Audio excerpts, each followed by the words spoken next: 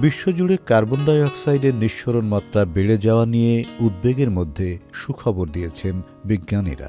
তারা বলেছেন, বায়ুমণ্ডলে এ গ্যাসের পরিমাণ বাড়ার পাশাপাশি গাছের কার্বন শোষণ ক্ষমতাও বেড়েছে। গবেষণায় দেখা গেছে ২০০২ থেকে ২০১৪ সালের মধ্যে সবুজ গাছপালা অতীতের তুলনায় যথেষ্ট না হলেও দীর্ঘমেয়াদে এর প্রভাব পরিবেশ সুরক্ষার ব্যাপারে বেশ ইতিবাচকই হবে।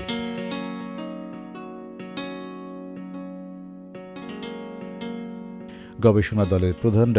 ট্রেভর কেনান বলেন, পৃথিবীতে যে গাছপালা রয়েছে সেগুলো অধিক হারে কার্বন ডাই অক্সাইড শুষে নিচ্ছে। সুখবর প্রতিদিন।